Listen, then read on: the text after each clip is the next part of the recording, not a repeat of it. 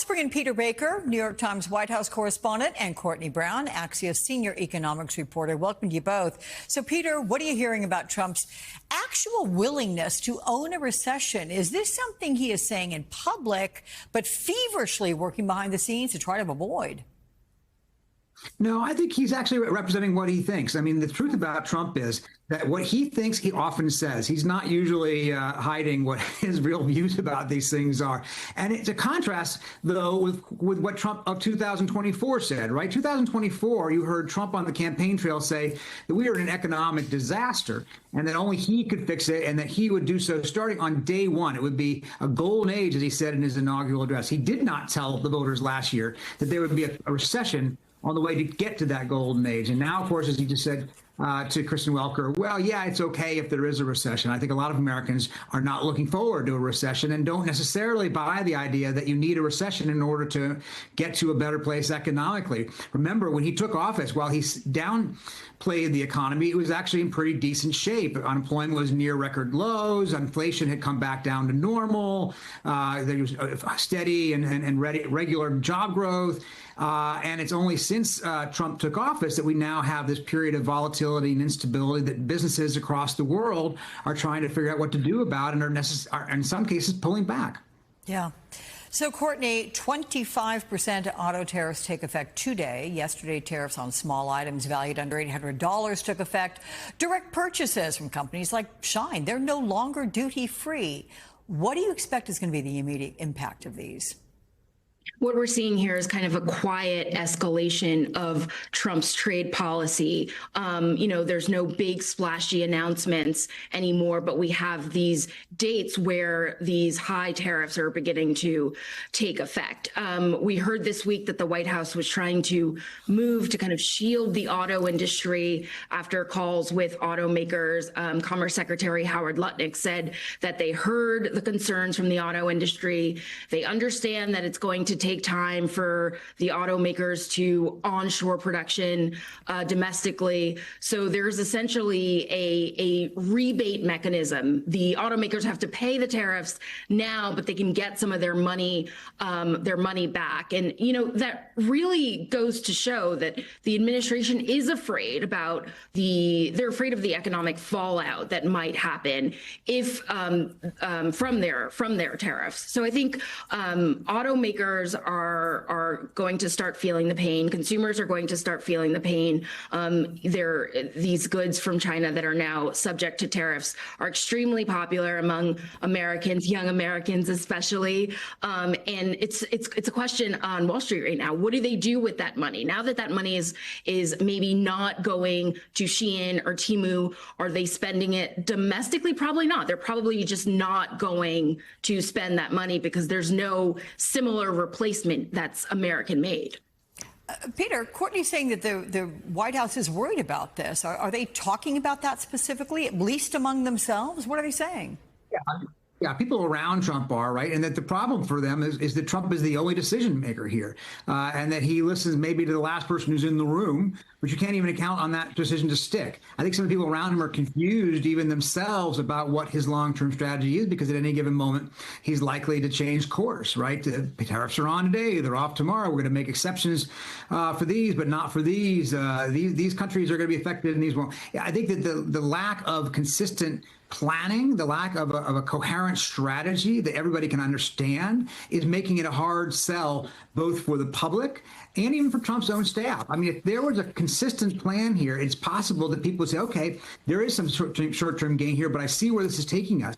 Instead, you have sort of an up and down, every day could be different kind of situation in which even his own advisors are fighting daily battles.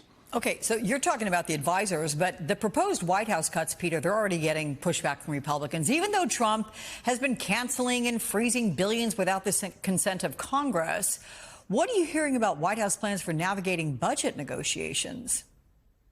Yeah, that's a really interesting situation here, right? He has proposed really quite drastic cuts in some things. Obviously, Congress isn't going to go along with all of them. Remember, Republicans like cancer research, too. Republicans like, veterans benefits. Republicans like aid to people who are hungry in their districts. A lot of these programs that he's proposing to cut, eliminate, or slash are things that Republicans have supported over the years. So, look, budgets by the presidents are usually not that meaningful anyway, except as a messaging document, because Congress will do what it wants to do. But we are in a moment where it's not really clear that Congress gets to impose its will, since, in fact, the president's been ignoring them anyway. So we'll see what the Congress does with this and what comes out of it and how much the president actually listens to what they say anyway. Yeah.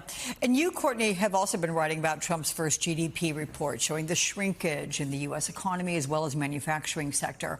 How would you describe the big picture of the U.S. economy as we head into the second quarter? It's a really confusing moment right now, and there's a little bit of cognitive dissonance. On the one hand, you have all of this survey data that shows, as you mentioned, manufacturers are feeling the pain from tariffs taking effect. Consumers are really downbeat. They feel like the job market's going to crater. They're concerned about the future of their finances. But on the other hand, you have data like GDP that shows a headline contraction in economic growth. But a lot of that has been distorted by this rush of imports from businesses, which weighs heavily on GDP. And when you look deep under the hood, the economy actually looked okay in the first quarter once you strip out all that tariff noise. And then we got the jobs report on Friday that showed pretty decent jobs growth. But we have to remember that these economic indicators are big aggregate numbers that reflect a snapshot in time. So while things might have looked okay on the job front, in April, economic growth was fine. January, February, March. I mean, we're in May now. Things can change. And I think we're getting a sense from survey data that things are changing pretty quickly. This was interesting, Peter, and it sort of is reminiscent of the Grinch, right? Because the president also indicated, it's okay for American children to get fewer toys over the holiday season. Let's watch what he said. Somebody said, the shelves are going to be open. Well, maybe the children will have $2 instead of $30, And maybe the $2 will cost a couple of bucks more than they would normally. If I were in the Sopranos writing room today, my new pitch for the Donald Trump character name would be Donnie Two Dolls. All right.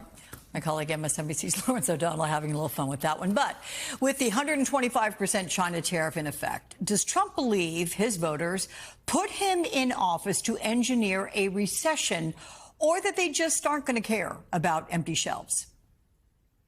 Well, it's a good question, right? This is not what they elected him for, right? The voters are very clear that they elected him to make the economy better, not worse, to make prices go down, not up, to have more things that we can buy, not less. And the question is whether or not he has the ability through messaging, and he's very good at this with his base, to convince them to be patient, right? They're selling them a story. The story is that if you just have a short-term hardship, you buy fewer dolls, and you simply pay a few bucks, we'll get to some mythical golden age. But it's hard to see whether or not people are going to accept that over the sustained term. Now, in the short term, the next few weeks, maybe a few months, they may be patient. But you're already seeing poll numbers come down. You already see consumer confidence go down. And at some point, if we're talking about the holiday season, which he seems to be thinking ahead toward with that comment about the dolls, if we're already still in this kind of situation 6-7 months from now, that begins to become politically fraught, because certainly Republicans in Congress do not want to see a recession come the holiday season, even if there's some potential, great economy beyond that.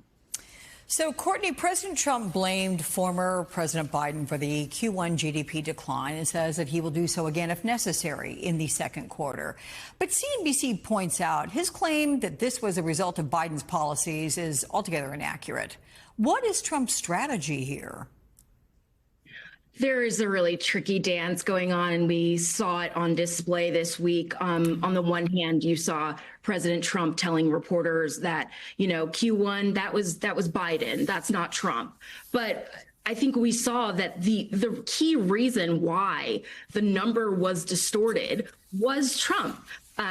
All of these businesses had to race and import and stockpile goods because they wanted to avoid tariffs. That took a heavy toll on the economy and the GDP figure.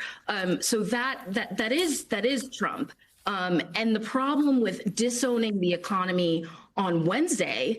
When you get good jobs numbers on Friday, you try to own that.